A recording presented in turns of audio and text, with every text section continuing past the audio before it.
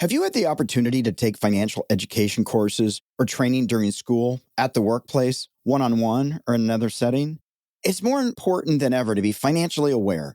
Fortunately, there are so many opportunities to learn about personal finance, whether it's in school, at work, or even on your own. Taking advantage of opportunities that feel right for you can set yourself up for a future financial success, whatever that looks like for you.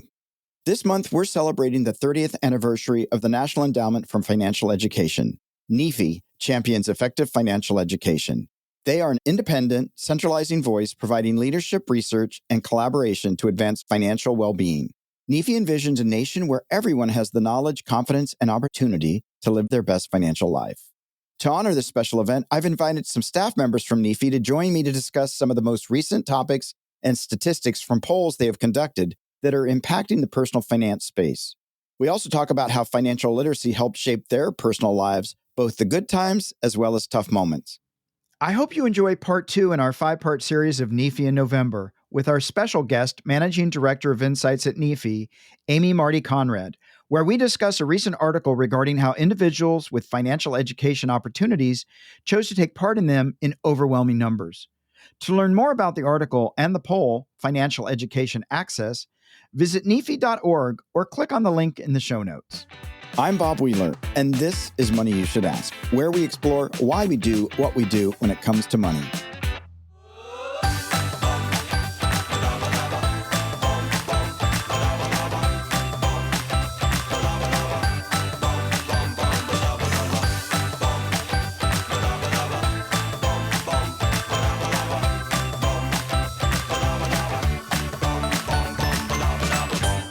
Amy Marty Conrad, MS, AFC, the NEFE Institute's Managing Director of Insights, focuses on making scholarly research useful for the work of practitioners, advocates, policymakers, and other audiences. She uses her experience to create a meaningful connection between thought leadership and practical application, especially by driving systemic change and collective impact in the field.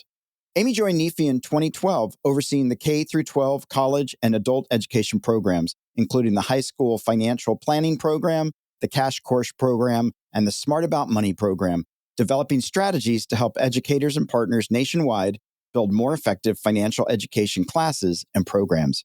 She loves exploring Colorado with her husband and daughter. Amy, it's so great to have you on the show. Thanks, Bob. I'm happy to be here.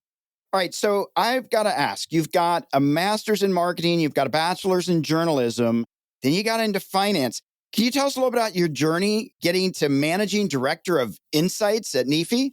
Sure. It was a series of very happy, right place, right time types of things. I had a personal interest in finance, personal finance throughout my life. And actually, when I was in journalism school, I also took classes at the business college thinking maybe I'll be a business writer.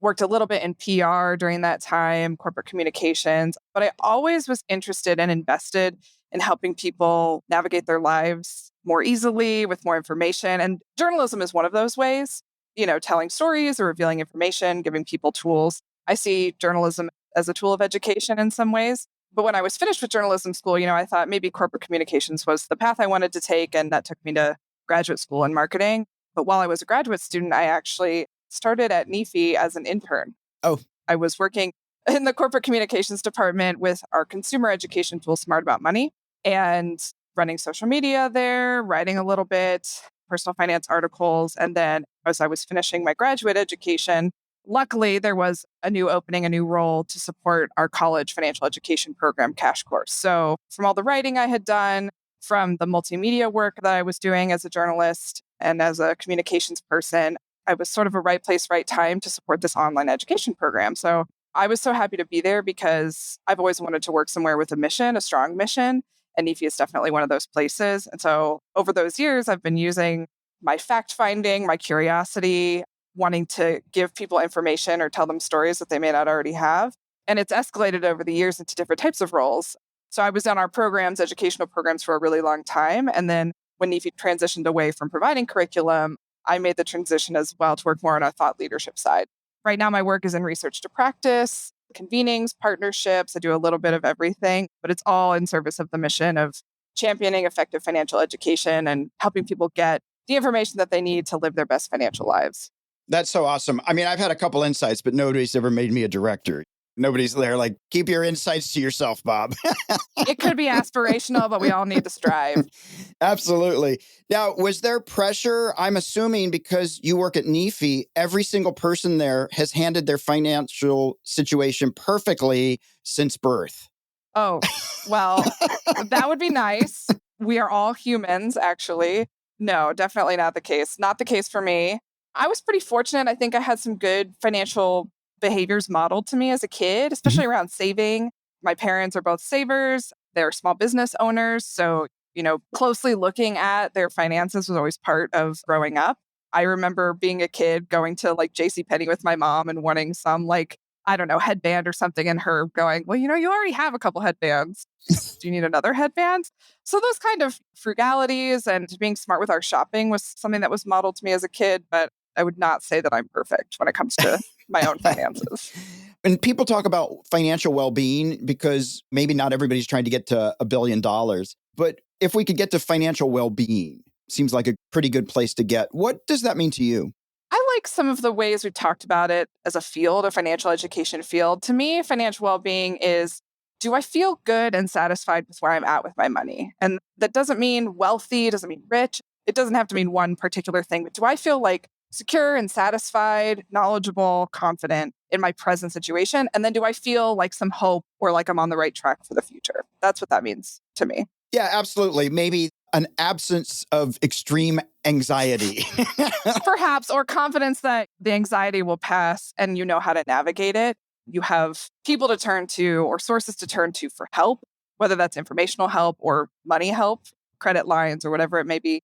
So, yeah, I think it's a state you get to define for yourself, which is really nice. There's not one way to be financially well. Absolutely. And I think the lesson that was sort of a bummer and then sort of great to me is that it's an ongoing conversation. It's an ongoing state of being because things change and we learn more or we get caught up in our emotions and we sort of take ourselves out for a moment. So it's not like a one and done where, oh, great, I've learned all these skills, never have to employ them again. It's a constant engagement of reassessing finances, having difficult conversations, adjusting, pivoting, whatever that might be. Absolutely. I think health is a really good parallel. You always have a state of health. Right. You don't not have health. It can look different, and your healthiest self is going to look different from someone else's healthiest self. And you get to kind of define what that is. And you have different tools to manage it through different life stages. And personal finance and financial well being is largely the same in that way. Yeah. Now, when I was at FinCon and I talked to Dr. Billy, we were talking about NEFE had just done some polling, and over 80% of people really thought that mandatory financial literacy was a great thing. And you've got some numbers here. And in the polls that we're looking at, it's about not quite half, but almost half, 45% of adults have had the opportunity to be exposed to financial education courses and trainings. Did that surprise you? Does that seem like a high number, a low number? What do we take from that data? I'm happy to see that number. You'd love it to be higher, of course. It would be great if this was a repeat poll that we had done a few years pre pandemic or pre 2008, because I do think that access to personal finance has changed a lot in the last 5 to 10 years. So I was a little surprised it was actually as high as half, but glad to see that. And we still have room to grow for sure. And now some people get financial literacy courses because they voluntarily decided to seek them out. Other people might have had to be mandated to take them, like we're talking about for schools. 16% had the opportunity to do it through employer based courses. Is this maybe a place where employers can start to offer a service to actually empower and create healthier employees? It's possible. I think this is seen as a benefit to some workplaces and employers to invest in their people, to give people a benefit that they don't have already, or to maybe relieve some stress and keep folks feeling more secure in their personal situation and their employment situation, hopefully retain people. It's really challenging, I think, to reach adults with any type of education. And so seeing workplaces as a potential avenue for this really critical information is great.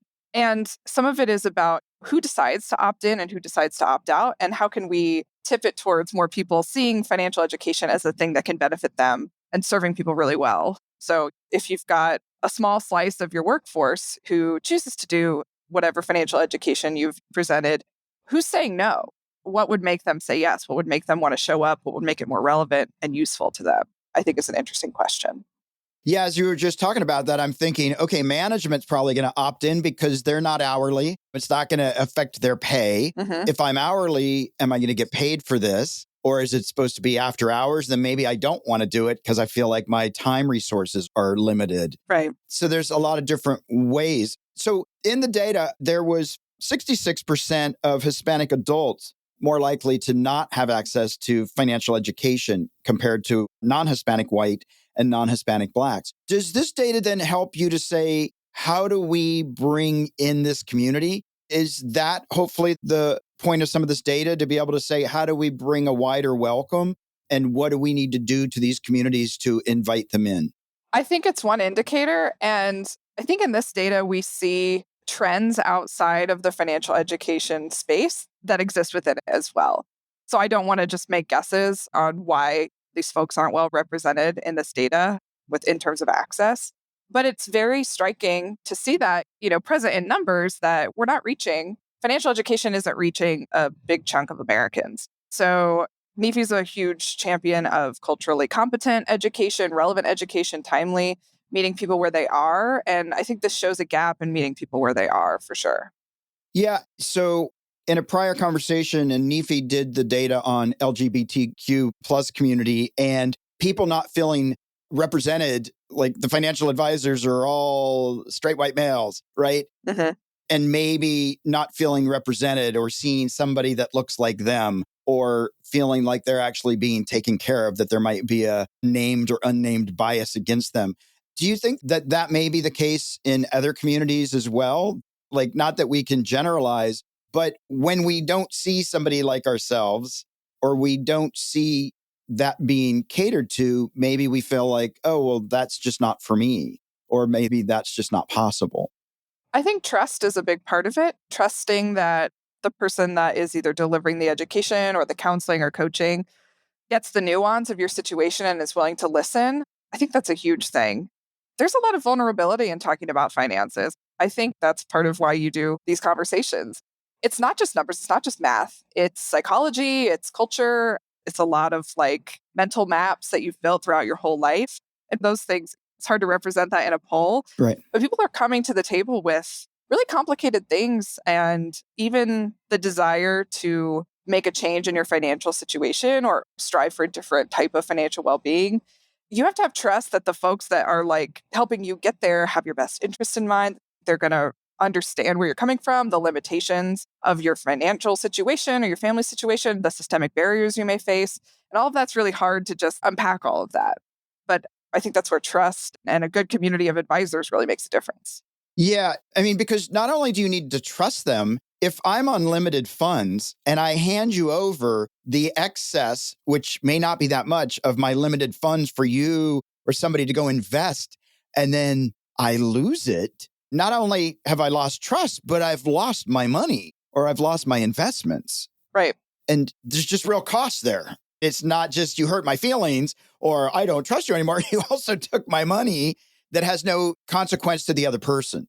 Yeah. Slim margins are meaningful margins. And education is not going to suddenly give someone a bunch of resources they don't have. It's not going to increase your pay overnight, instantaneously, if you need to make more money. So, yeah, trusting that there's something you can do with information is a big part of it, too. When you're talking about these different things and we have this different information and people start to get the tools, then having that conversation to ask for a raise or to maybe start to understand that the system is working against you. So you might be crazy making because you're like, I keep doing this. But if I don't know the system's not favoring me, I might take it personal. So where can someone go to start to unpack some of that stuff? Learning to ask for a raise, learning to recognize where there are allies and people that will advocate for them. Are there some places that people can go? I think community is a big one. I think in every neighborhood and every social community, there are mentors or models to look to. And if you see someone in your extended network that you feel like has really got it, that could be a good person to start with. And that's not saying that those folks have all of the perfect information, but it's a good starting point. It's direction setting, it's envisioning the next steps for whatever action you're trying to take. And from there, seeking out sources of information that are well researched and vetted and created. It's challenging. I think there's just a huge surplus of financial information and advice out there, especially online. So knowing where to go is a challenge.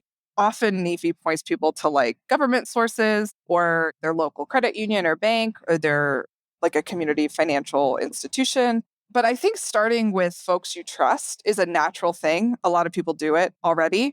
And then from there, trying to seek out additional education or information that's rooted in something really high quality. So considering the source, considering the motivation behind that resource is really important. So, if I'm reading this really great article, should I consider, are they trying to sell me anything? Or are they trying to push me in one direction over another? It does take a lot of skill, I think, or a lot of practice at least to seek those out and notice the patterns. And when you start to see patterns of information or advice, I think that's a helpful thing to nudge you in the right direction.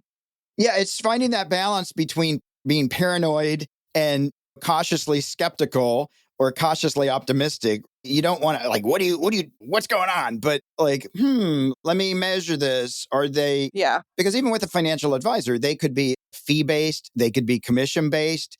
And if they're commission based and they're telling you to buy and sell stock every day, it may be because they're actually just trying to rack up a commission. And so that trust piece does feel really, really important. Yeah. When you've been looking at this data and from the poll results that you did, that NEFE did this year, what statistics stood out the most to you and why? One of the things I thought was interesting was when you dig down into people who, of all the people who said that half of people who said, yes, I had the opportunity to take a financial education class or engage in some kind of education, and how many of them decided to. And that's really reassuring. But when you dig into like where those avenues are, there's a big difference between your high school or your college. Those numbers are really high. People who have the opportunity at an educational institution, even through their employer, people take that up at a really high level. But when it's presented by their financial institutions, it's a lot lower. If my bank's doing a workshop on mortgages, I'm way less likely to go to that than I would be if my employer was doing something. And I think that goes back to like, where do we place our trust or what communities do we see ourselves reflected in that we want to go and then pursue more information or advice from those places?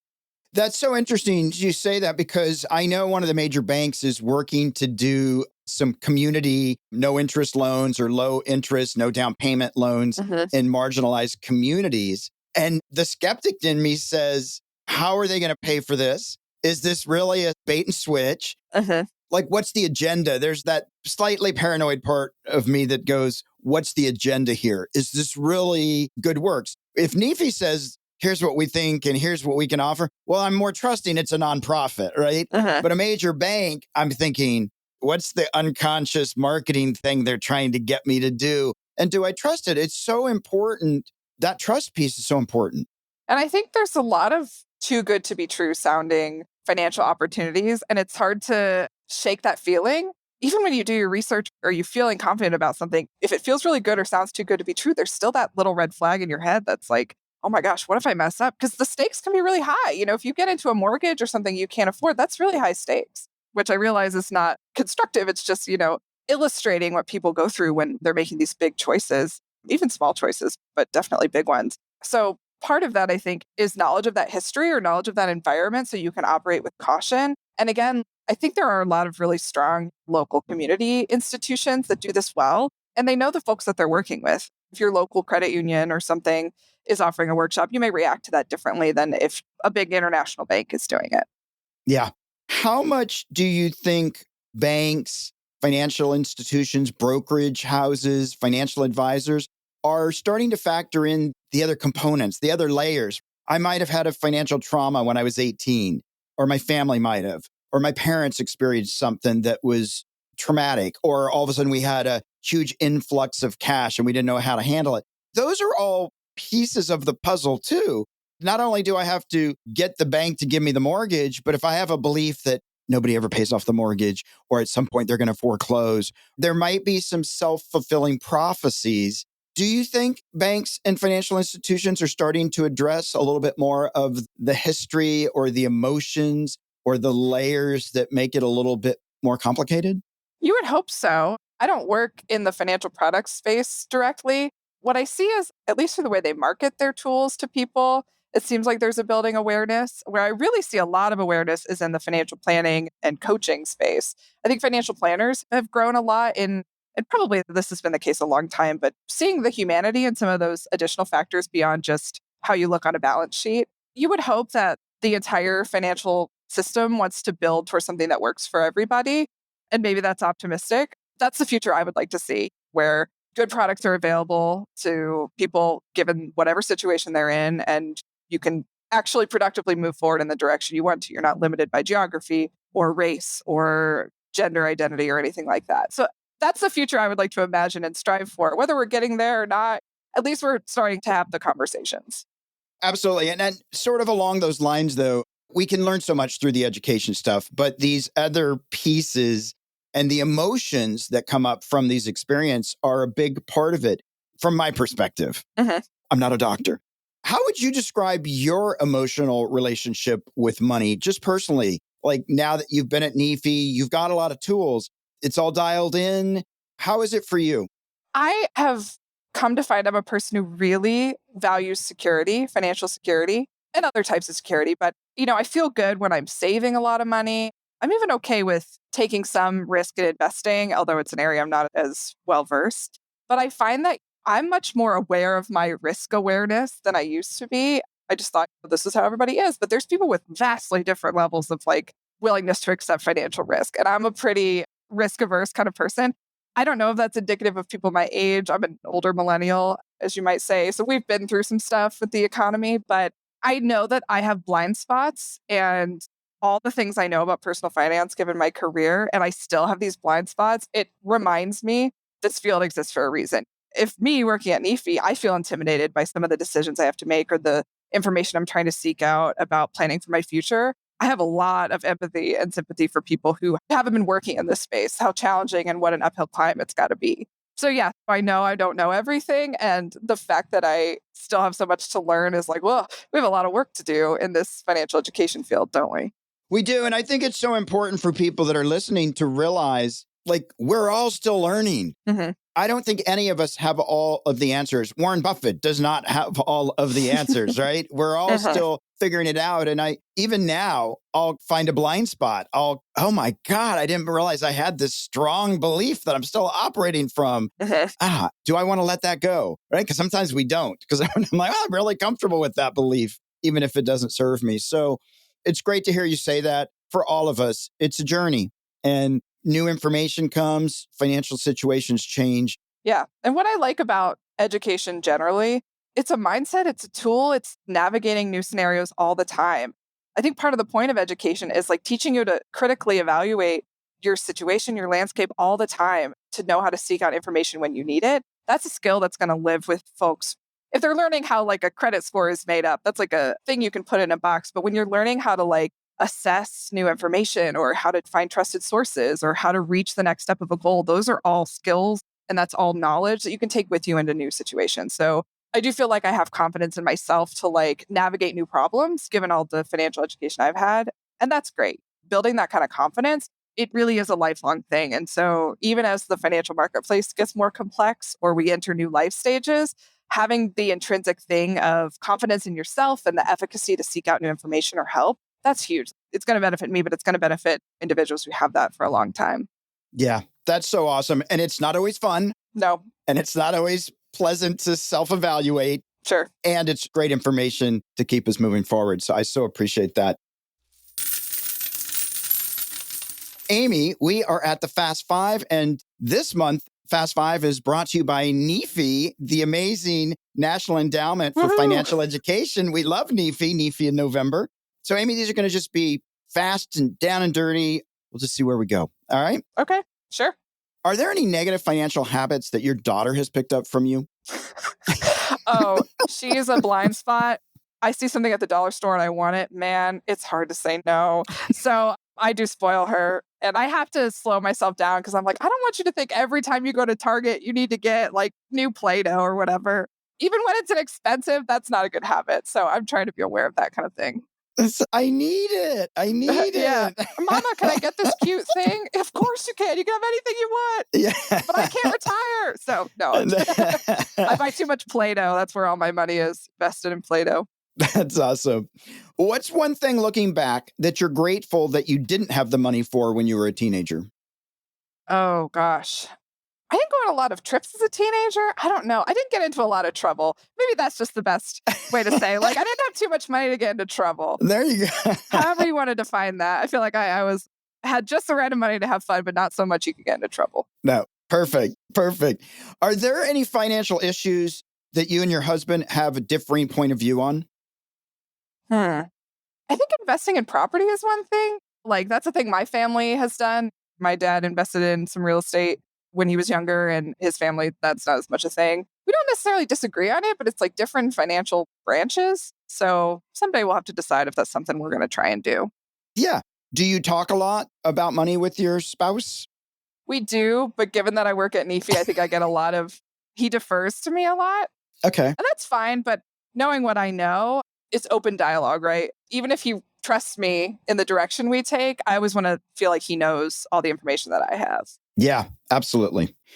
How would you rate your financial intelligence on a scale of 1 to 10? Ooh, 7. 7 feels Awesome. good. That's a good number. 7.5. Yeah. It's a C plus, you All know? right. I like it. It's passing. It's passing. Yeah, yeah. That's good. It's strong, but I have room to grow. Perfect. Perfect. Perfect. Knowing what you know now, what is your biggest money mindset challenge now? My biggest money mindset challenge now is being okay with an uncertain future. As much as you try and save for the future and invest and do all the things that the textbooks say you should do, nothing's ever guaranteed and things are going to change. So just being okay with that ambiguity, I think that it's hard to keep both things, the confidence to keep going in the direction you want to go and knowing like it's not guaranteed. That's a challenging thing. I'm a planner, so it'd be nice to just know what's the finish line. There isn't really one. Everything changes. No, I totally agree. It's funny. I like to know the end of a book before I start it. I want to know where I'm going to end up. Sure. I'm a little bit of a control freak, so I want to know. Do they find the missing thing? Do they solve the crime? They get together at the end? Sure. Yeah, absolutely. Absolutely. We're at our M&M spot, our sweet spot, money and motivation. I'm wondering if you have a practical financial tip or a piece of wealth wisdom that you yourself have used that you could share with our listeners. Sure. So this is different for everybody.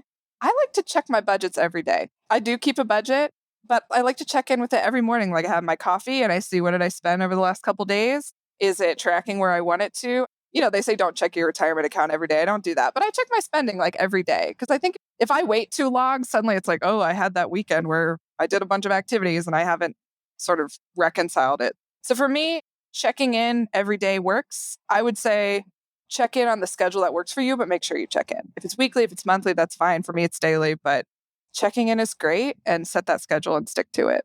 Yeah, absolutely. I think there's such an important piece of being intentional and having awareness. And so the more we can look at that stuff, I know some people will say, well, if I have a budget, you're limiting me. And to me, it's Mhm. information, it's resource so that I know where I want to direct my money Totally. and not necessarily that I'm being limited. So I love that. Well, Amy, we're coming close to the end.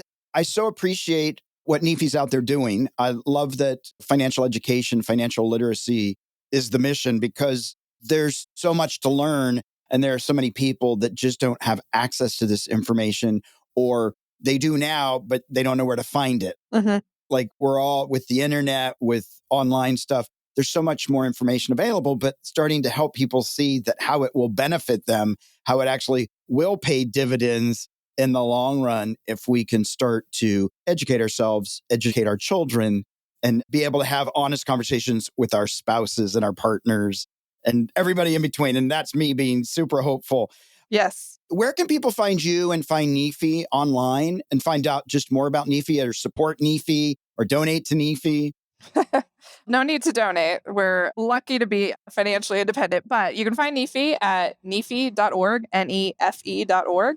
It's where we publish things like the public opinion polls we were talking about today, other research that we've funded, as well as updates on all of our initiatives. And we're really active on Twitter and LinkedIn. So if you want to follow, find NEFE, I think it's at NEFE_org on Twitter, and then National Endowment for Financial Education on LinkedIn.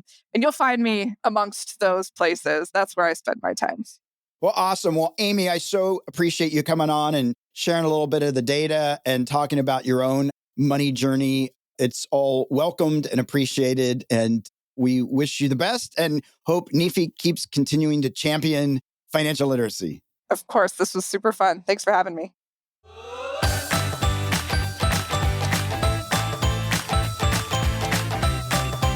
We hope you enjoyed this episode. Did you learn something new about your relationship to money today? Maybe you have a friend who has some financial blocks or beliefs that are holding them back. Please share this podcast so they too can get off the roller coaster ride of financial fears and journey towards financial freedom. To learn how to have a healthy relationship with money, visit themoneynerve.com. That's nerve, not nerd. We'll be back next week with another perspective on money and the emotions that bind us.